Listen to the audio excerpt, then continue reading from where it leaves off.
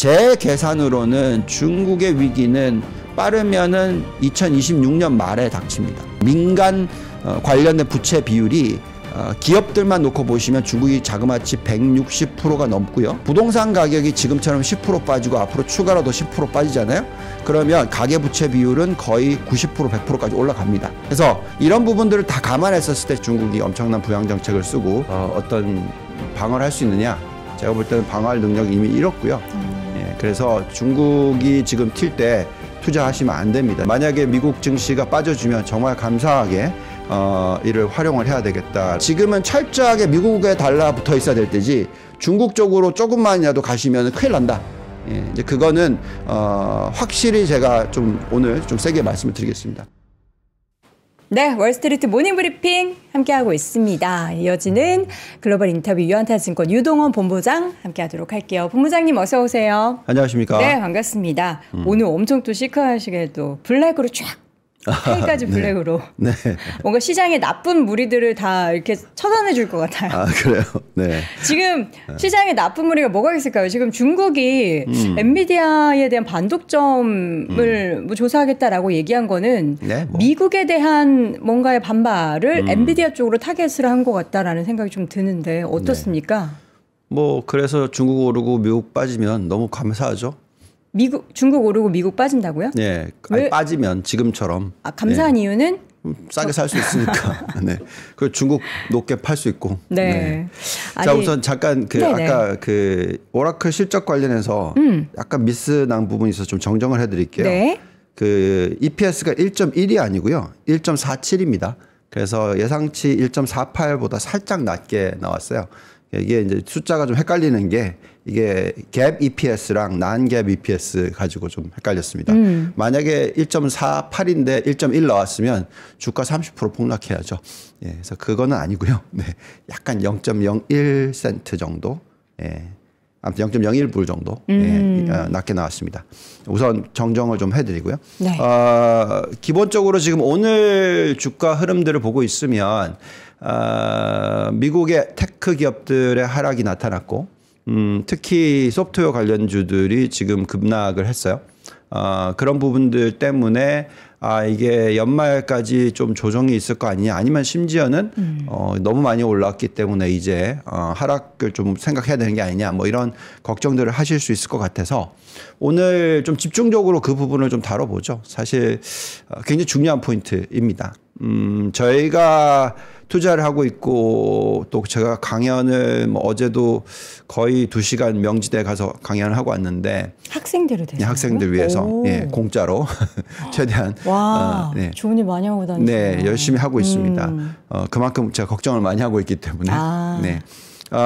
그래서 지금 현재의 판세를 제대로 읽어야 된다. 제대로 읽지 않으면은 우리가 20년 전에 저지른 잘못을 또 저지르게 된다. 예, 그래서 만약에 지금처럼 막 중국이 엄청난 부양 정책을 쓰고 미국을 지금 어떻게 했었을 때 어떤 방어를 할 수 있느냐? 제가 볼 때는 방어할 능력이 이미 잃었고요.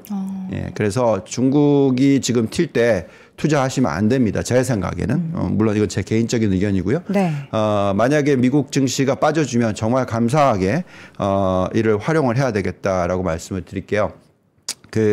미국 전체적인 흐름부터 조금 짚어보고 말씀드릴 좀 더 자세한 내용을 말씀을 드리겠습니다. 지금 미국의 상황. 네.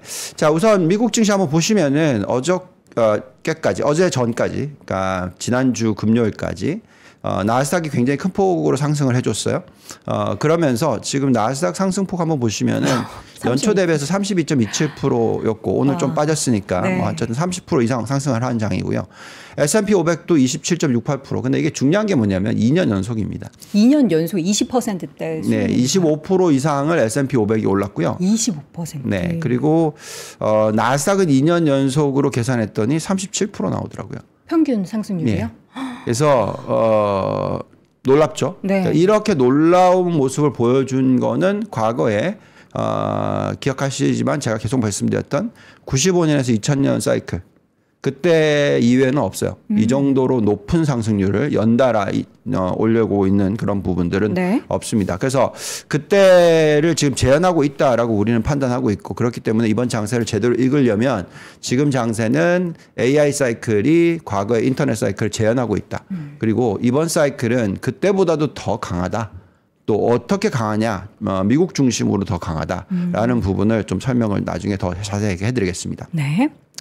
자, 보세요. 그러니까 지금 보시면은 이제 과거의 이 불마켓, 그러니까 상승장이 시작이 되면 지금 현재까지는 2.1년 정도 됐습니다. 근데 보통 과거의 역사상 보시면은 5년 이어진 적이 2번 있었고요. 6년 2개월이 1번, 그리고 나서 11년, 12년 3개월. 그러니까 근데 보시면 요 2020년 사이클 요거에 뭐냐면 IoT, 인터넷 오브 띵스 사이클이고요. 요 2000년이 뭐죠? 인터넷 사이클. 그러니까 요 두 개의 길이를 보시면 11년, 12년이에요. 근데 지금 인터넷 사이클을 재현한다고 제가 말씀드리는 AI 사이클은 이제 겨우 2년 됐다. 그러면 한 12년 정도를 바라볼 수 있다라는 건데, 그러니까 과거를 보면 이렇게까지 가서 끝날 수도 있고요. 아니면 이렇게 올라가서 끝날 수도 있죠. 아, 단기간에 많이 오를 수도 있고. 3년 동안에 단기간에 오르면서 더 갈 수도 있다. 그래서 이번에 이런 조정이 와주면은 우리는 상당히 감사하다라고 판단을 하고 있습니다. 또 이 금리 부분에 있어서도 참 그 다양스러운 부분들이 많이 있는데요. 어쨌든 금리를 급격하게 내려주지도 않고 급격하게 뭐 올리지도 않고 결국 뭐 트럼프가 당선이 되면서 인플레이션을 자극할 거고 금리가 재정 때문에 올라갈 거고 이런 걱정들 많이 했잖아요. 근데 최근 금리를 보고 있으면 굉장히 안정적입니다. 4%대 초반에서 4.1, 4.2 많이 올라갔을 때 4.4 지금 이제 4.2 다시 이런 식으로 가고 있고요. 그다음에 이제 금리를 내려주는 건 확실한데 얼마나 내려주느냐 봤었을 때 12월 달에 한 번, 내년에 2번 정도. 그래서 딱 좋은 모습으로 4%까지 내려준다. 그죠? 요거는 잘 모르겠어요. 이게 왜 갑자기 들어왔는지. 네. 근데 어쨌든 4% 정도까지 내려주는 게 가장 적절한 수준이다라는 것이고요. 이렇게 했었을 때 미국의 어떤 경쟁력을 계속적으로 보여주는 그런 구간이 나타날 것 같다라고 판단하고 있습니다. 인플레이션 숫자도 보시면은 2%대 초반 수렴하고 있고요. 이게 이제 5년 브레이크 이븐이고 10년 브레이크 이븐이고 5년 뒤에 5년. 이 모든 숫자들이 다 지금 2%대 초반입니다. 그러니까 2% 밑으로 떨어지진 않아요. 이 모습이 상당히 그 인터넷 사이클 때가 상당히 비슷하다. 그만큼 경기가 안정적인 성장을 보여주고 있다라고 우리는 판단을 하고 있습니다. 고용 지표들 나왔었죠. 뭐 대부분의 숫자들 보시면은 지금 고용이 싣고 있는 건 맞는데 이 고용이 싣고 있으면서 생산성이 높아지고 있다라는 것이 확인되고 있어요. 그러니까 예를 들면 이 노동 참여율이 떨어졌죠.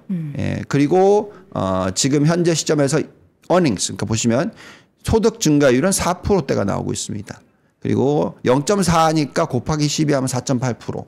굉장히 안정적인 숫자가 나오고 있다. 신규 고용에 늘어나는 숫자는 줄고 있는데 전체적인 수익은 괜찮게 나오고 있다라는 것은 그만큼 생산성이 우리가 판단하기에 높다. 특히 이 노동 참여율 자체가 떨어지는 모습을 보여주고 있기 때문에 이게 정확하게 인터넷 사이클 때 그랬어요.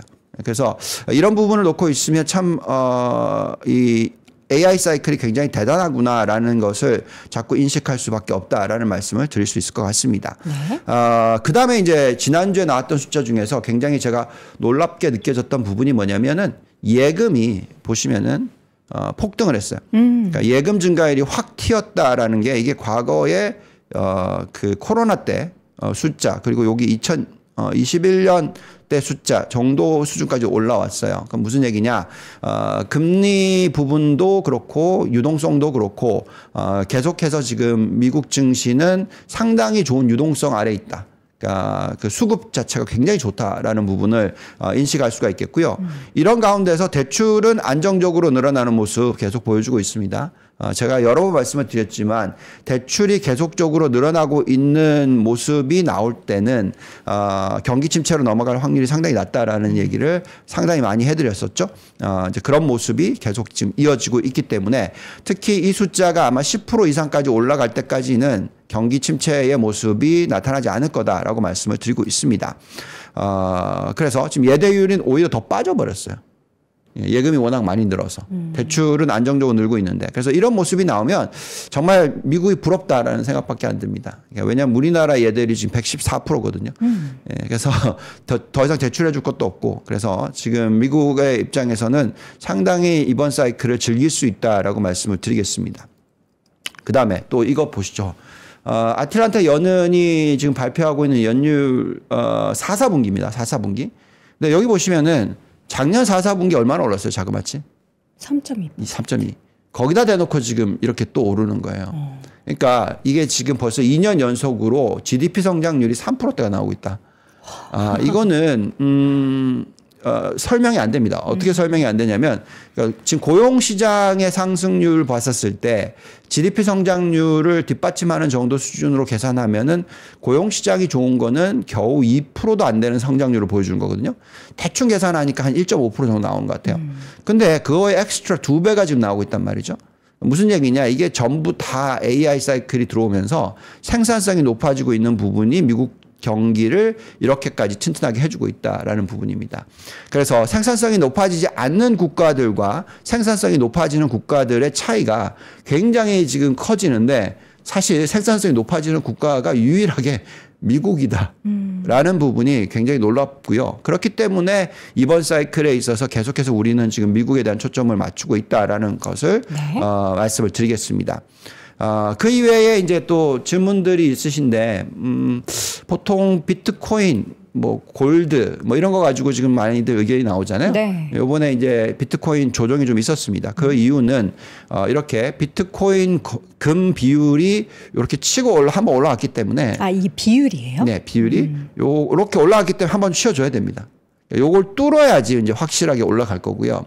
그럼 뚫느냐 안 뚫느냐 하는 부분은 제가 볼 때는 뚫는다. 그리고 한 레벨 앞에서 만들어질 거다. 그 이유는 뭐 다 아시겠지만 SEC 이 새롭게 앉는 분 성함 제가 깜빡했는데 어쨌든 트럼프가 그 분을 앉힌 이유는 그만큼 아무래도 이제 비트코인을 금의 대처 상품 정도로 생각하시면 된다. 또 이런 것도 있습니다. 폴 애킨스? 예, 예. 자 보십시오. 요게 지금 다이아몬드예요.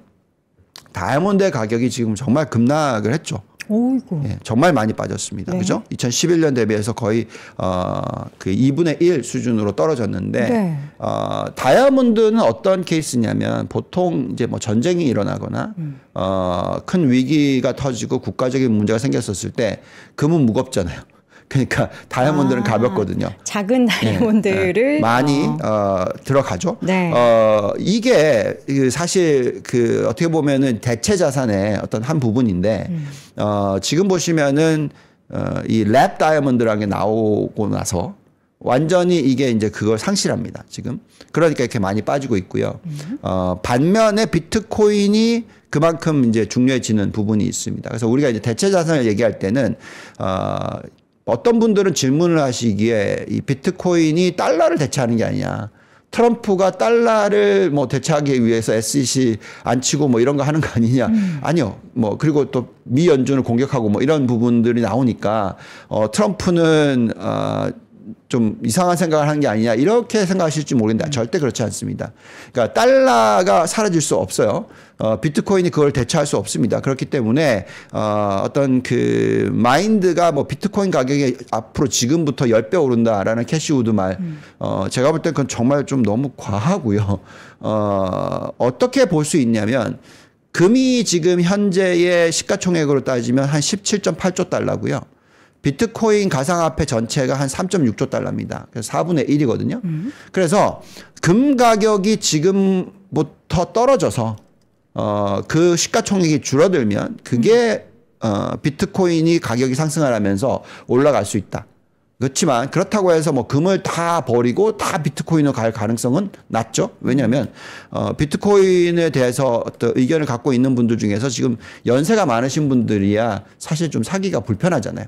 그렇기 때문에 제가 볼 때는 반반 정도 시총으로 변할 수는 있어요. 그렇게 따지면 비트코인 가격이 지금부터 100% 200% 올라갈 수는 있어요. 네. 그렇지만 그렇다고 해서 지금 10배 이렇게 올라간다고 생각하는 거는 그건 진짜 뭐 많은 사람들이 생각하는 것처럼 달러를 대체한다 비트코인이. 뭐 그러면 모르겠으나 제가 볼 때는 그건 반 정도거든요. 미국이 지금 공격하는 것은 중국입니다. 중국이 상당히 많이 금을 샀기 때문에 그런 부분을 감안했었을 때 비트코인을 활성화는 시키지만 달러의 패권을 잃어가면서까지 만들 가능성 굉장히 낮다라고 말씀을 드릴게요. 그래서 제가 또 다시 말씀을 드리지만 비트코인을 싫어하는 게 아닙니다. 상당히 좋아하죠. 지금부터 200% 올라갈 거다고 생각한다면 당연히 좋아하죠. 그렇지만 그렇다고 해서 비트코인 가격에 대해서 너무 허황된 숫자를 가지고 있는 것은 좀 문제가 있다라고 말씀을 드리겠고요. 네. 그런 가운데서 지금 계속해서 우리는 주식에 대한 투자를 적극적으로 하셔야 된다라고 말씀을 드리고 있습니다. 채권 관련된 부분은 좀 이제 삼가하고요. 자, 이제 이 부분이 우리가 얘기를 해야 될 부분인데,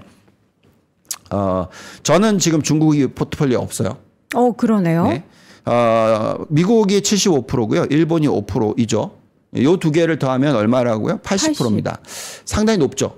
근데 이제 저희가 과거에 1970년대 후반에 보면 전에도 제가 말씀을 드렸었는데 미국과 일본의 시가총액 두 개 더했었을 때 80%대 거의 뭐 중반까지 간 적이 있어요.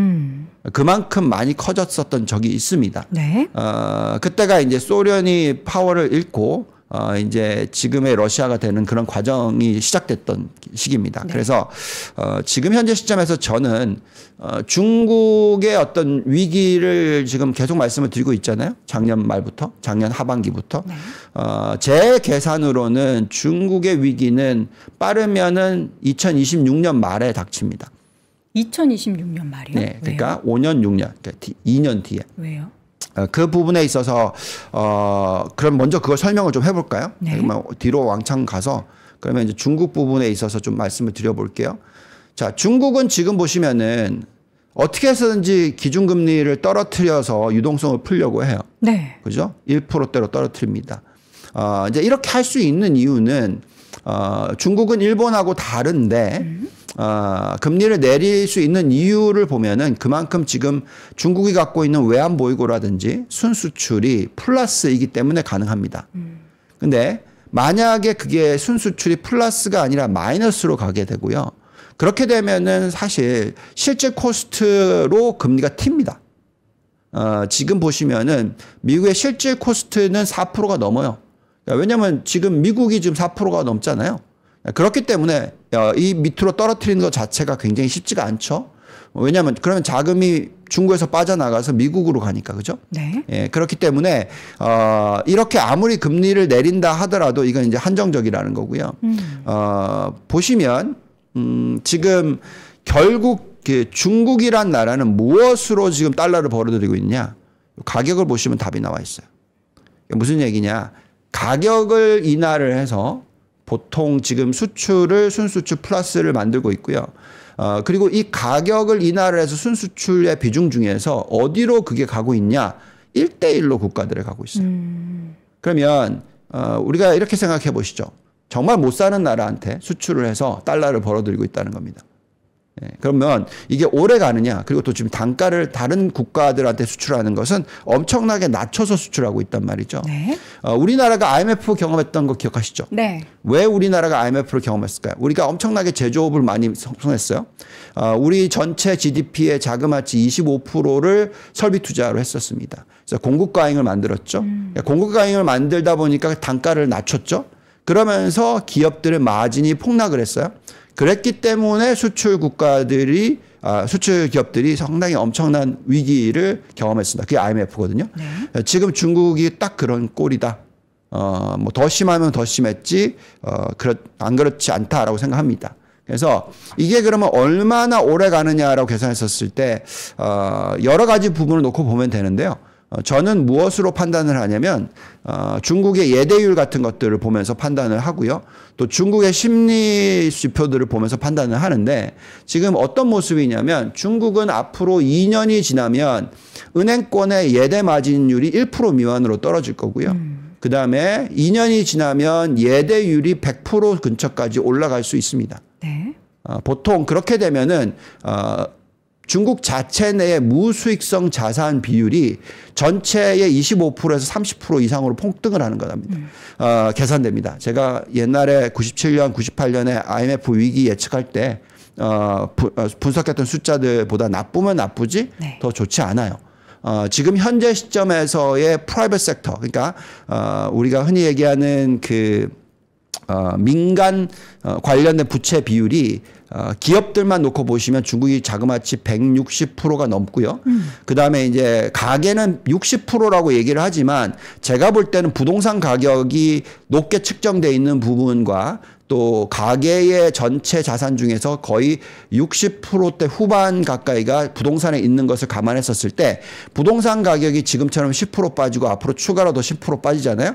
그러면 가계부채 비율은 거의 90% 100%까지 올라갑니다. 그래서 이런 부분들을 다 감안했었을 때 제가 볼 때는 시간 문제다.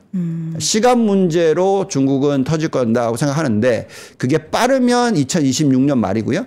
늦어도 앞으로 5년 안에는 터질 수 있을 것 같다라고 네. 생각하고 있기 때문에 물론 지금 이렇게 부양책 나오면은 투자하시고 싶죠. 그리고 이제 또 이렇게 또 뭐 엔비디아를 공격해서 반독점법 얘기를 하니까 그런 문제에 대해서 걱정을 하실 수 있겠죠. 근데 그렇게 하면 할수록 중국의 경쟁력은 떨어질 수밖에 없다라고 생각합니다.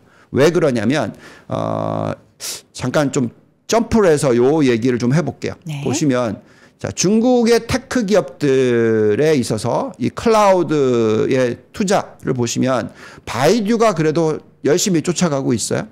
근데 알리바바 같은 경우에는 뭐 상당히 낮죠. 반면에 지금 보시면은 마이크로소프트, 아마존의 성장률은 엄청나게 높죠.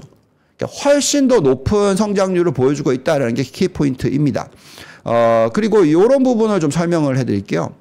자, 미국을 지금 보시면은 챗 GPT가 런치되고 된 이후에 데이터 센터에 지금 이 투입 비율 보시면 엄청나죠. 그렇죠. 예. 이런 추세로 가다가 지금 요거가 15 정도가 되는데 지금 30이니까 2배를 더 투자를 하고 있다라는 거예요. 그만큼 가속화를 시키고 있다라는 것이고요. 이런 모습이 나오게 되면은 제가 볼 때는 쫓아가기 어렵습니다. 왜? 요것 때문에 그래요. 자, 보시면 슈퍼컴퓨터로 봤었을 때 중국이 63개고 미국이 172개인데요. 이게 8년 전에는 둘이 똑같았어요. 그러니까 차이가 엄청나게 벌어졌죠. 2배 이상은 벌어졌어요. 근데 이 슈퍼컴퓨터의 수의 차이고요. 근데 더 중요한 것은 최대 퍼포먼스인데요. 보시면은 예, 차이가 어떻게 되죠? 3%와 55%. 예, 지금 이제 이 차이는요, 갭은요, 거의 뭐, 예, 열 몇 배입니까, 이게? 그렇죠. 예. 거기다가 이제 보시면 일본이 딱 달라붙어 있어요. 그러니까 제가 볼 때는 지금 뭐 안타깝게도 우리나라는 여기입니다. 뭐 그래도 뭐 다행스러운 거는 예, 상당히 작은 국가이지만, 근데 어쨌든 요 숫자를 보고 있으면은 저희는 이번 AI 사이클에서 누가 다 잡아먹냐? 미국입니다. 예. 그래서 철저하게 미국 관련 IT 기업들 중에서도 특히 하드웨어와 소프트웨어를 AI 관련된 부분들을 투자를 하셔야 돼요. 또 보시면 이제 오른쪽을 보시면 이 컴퓨팅 파워라고 돼 있죠. 중국이 얼마죠? 319K. 근데 네, 미국은 6.500만. 몇 배입니까 이게? 20배가 넘죠. 그러니까 지금 점점 벌어지고 있어요. 네. 그러니까 정확하게 2017년에는 연산 파워가 1대1이었다면 예, 지금 한 1년 전만 하더라도 또 12배였거든요. 지금 계산하니까 20배랍니다. 무슨 얘기냐? 그러니까 엑스포넨셜이 늘어난다. 기하급수적으로 지금 늘어나고 있다. 그럼 무슨 얘기냐? 앞으로 이 AI 관련된 서비스는 다 미국에서 나올 겁니다. 그러니까 중국이 쫓아가기에는 속도가 너무 더뎌요. 그래서 지금 어떻게 해서 쫓아가려고 엄청난 돈을 퍼붓고 있는 거죠. 중국이. GDP의 자그마치 7%를 퍼붓겠다라고 얘기하는 거잖아요.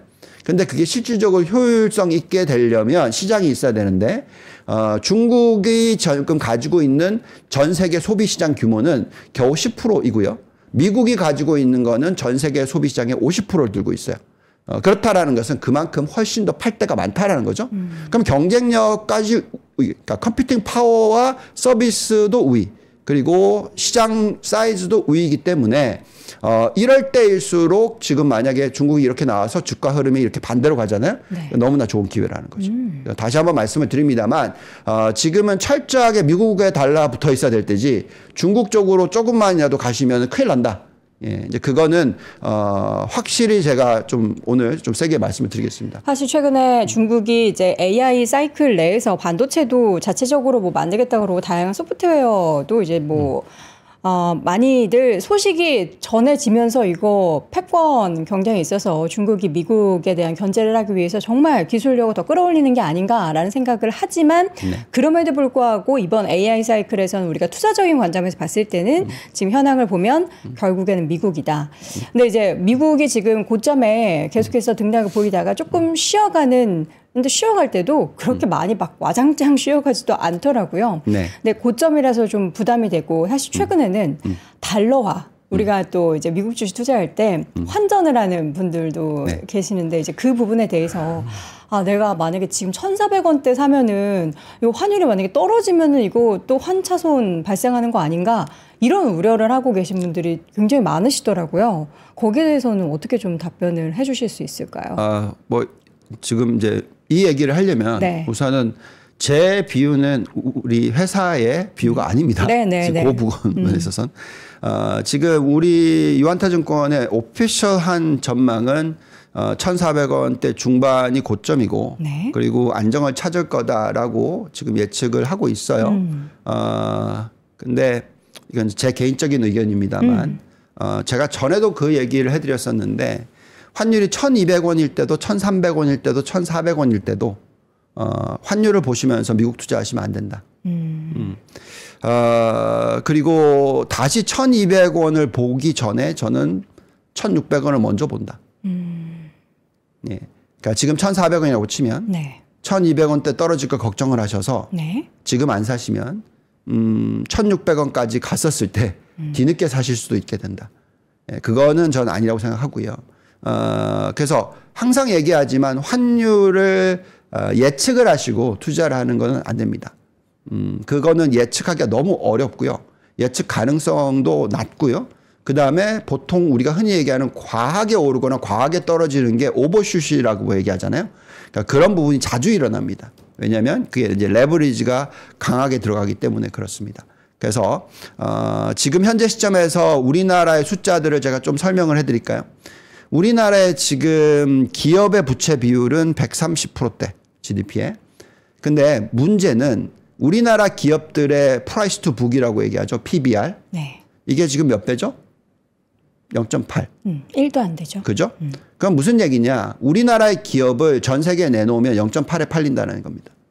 그러면 부채 비율은 160%이에요. 130%가 아닙니다. 그죠? 왜냐하면 나누기 0.8을 해야 되니까. 그러니까 뭘 팔았을 때 부채를 갚는 수준이니까요. 그만큼 높다라는 거고요. 지금 가계부채 비율 열심히 잡고 있는데 좀 잘 했어요. 하고 있어요. 최근에. 근데 어쨌든 여전히 90%대 후반이란 말이죠. 그래서 그 두 개를 더했었을 때 민간 부채 비율이 250%다. 이거는 굉장히 안 좋은 모습이고요. 그다음에 내년도로 가면 우리나라의 가처분 소득이 많이 안 오를 것 같아요. 오히려 마이너스 날까 봐 걱정입니다. 자, 그러면 가처분 소득 대비해서의 가계부채 비율이 지금 우리나라가 얼마냐? 2023년 말만 하더라도 203%였어요. 지금 중국이 걱정스럽고 미국이 걱정스러웠던 때를 비교했었을 때 140%입니다. 근데 그것보다 훨씬 높은 숫자를 가지고 있어요. 왜 근데 그러면 우리나라가 위기가 안 오고 있냐? 그 이유는 그만큼 금리가 낮기 때문에 그렇습니다. 우리가 IMF를 경험했었을 때 부채 비율이 130%가 넘었었는데 그때는 금리가 6%대 이상이었기 때문에 IMF가 온 거고요. 지금은 3%대이기 때문에 절반이기 때문에 부채 비율이 더 높다 하더라도 안 오는 겁니다. 그래서 근데 이제 문제는 아까도 말씀드렸지만 중국에 대한 의견을 얘기할 때 제가 이런 얘기를 했죠. 순수출이 마이너스로 가게 되면 달러를 못 벌어들이는 거잖아요. 그러면 이제 문제가 생기는 겁니다. 마찬가지로 우리는 지금 엄청나게 미국과의 무역 수지 흑자국이에요. 달러를 대부분 벌어들이는 게 미국에서 벌어들인단 말이죠. 근데 트럼프 대통령이 당선이 되면서 하는 얘기가 뭐죠? 관세를 올릴 거고. 그리고 우리나라와의 수출 관계에 있어서 이렇게까지 흑자면은 안 된다. 이렇게 얘기하는 거잖아요. 예, 그래서 그 부분을 생각하신다면 지금 얼마나 우리가 지금 그 트럼프한테 가가지고 얼마나 열심히 우리의 그 외교를 해야 되는지. 근데 지금 현재 상황이 그렇지 못하죠. 예, 그렇기 때문에 상당히 걱정을 저는 하고 있습니다. 그렇다는 것은 환율이 그렇게 쉽게 안정 못 찾아요. 예, 단기적으로도 그렇고 장기적으로도 그렇고. 투자하는 분들 입장에서는 그래 환율이 뭐 이 가격대에서 좀 상당 기간 유지가 될 거야라고 생각을 해서 투자를 할 수도 있겠지만 또 한편으로 봤을 때는 우리 경제가 계속해서 힘들겠구나. 환율이 이렇게 높은 상황 속에서 참 답답하겠구나라는 안타까운 생각도 좀 듭니다. 네. 이런 얘기를 해드릴게요. 자, 보세요. 우리나라가 지금 미국보다 금리가 낮아요. 네. 거기다가 문제는 뭐냐. 미국의 지금 경제 성장이 아까 보여드렸죠. 3.3%. 우리나라의 지금 경제 성장률 2%로 하향 조정됐죠. 네. 내년도는 어떨까요? 예. 더 좋아지나요? 아니요. 아니죠. 자, 그러면 괴리가 벌어지죠. 그리고 순수출이 마이너스로 갈 수도 있는 부분이 내년도에 생길 수도 있습니다. 그렇죠. 자, 그러면 환율이 어떻게 될까요? 요새 말씀을 드리지만 자꾸 투자를 할 때 있어서 내가 원하는 방향으로 보면 안 돼요. 네. 네. 원하는 방향으로 제가 항상 본다고 많이들 하시는데 저는 그렇게 보는 게 아니고요. 그냥 숫자를 분석할 뿐입니다. 네. 네. 지금 현재 시점에서 우리나라의 환율이 절상이 되기를 바라는 거는 그냥 우리가 원하는 거. 예. 그거는 근데 지금 현재 벌어지고 있는 상황을 분석을 했었을 때는 환율이 절상될 이유가 저는 안 보이는데 죄송하지만 네. 그래서 제가 우리 회사의 그러니까 사장님한테도 제가 미팅을 얘기했고 이런 부분에 있어서는 지금 준비를 하셔야 된다. 예. 준비를 안 해놓으면 진짜 큰 어려움을 겪을 수도 있다. 네. 예. 자꾸 저는 요즘에 강연을 열심히 다니는 이유가 그런 경각심을 좀 일으켜야지만 된다라고 저는 생각하기 때문에 정말 네. 최선을 다하고 있습니다. 네. 알겠습니다. 우리 어제는 또 대학생들을 대상으로 무료 강연까지 하시면서 미국 주식에 대해서 많이들 또 인사이트를 키워주고 계시는 우리 유한타증권. 한마디만 더 할게요. 네네네. 예, 그렇게 강연을 했었을 때 네. 제가 항상 질문하는 게 있어요. 그러니까 우리나라에 계신 분들이 지금 챗GPT나 AI를 쓰는 그 빈도수 그리고 AI에 얼마나 익숙한지를 여쭤보면은요, 우리나라는 전 세계의 하위권입니다. 상위권이 아니에요. 그렇죠. 예. 그리고 굉장히 이상한 반발심을 갖고 있어요. 그거 그렇게 하면 안 됩니다. 하루라도 더 빨리 쫓아가야 되고, 아니 그 대학생들한테 물어봤는데 챗GPT나 AI에 익숙한 사람이 10%도 안 돼. 이거 안 됩니다. 예, 지금 미국은 이 AI를 이용해서 엄청난 서비스를 만들어내고 있어요. 네. 계속 쏟아붓고 있단 말이죠. 네. 그 부분을 꼭 인식하시기를 바랍니다. 네. 자, 이렇게 해서 오늘 글로벌 인터뷰 함께 했고요. 유한타증권 유동원 본부장 함께 했습니다. 고맙습니다. 감사합니다. 삶의 격을 높이는 9가지 지혜를 함께 나눕니다. 위즈덤 칼리지 시즌2 영상 아래 링크를 클릭하시면 자세한 내용을 확인하실 수 있습니다.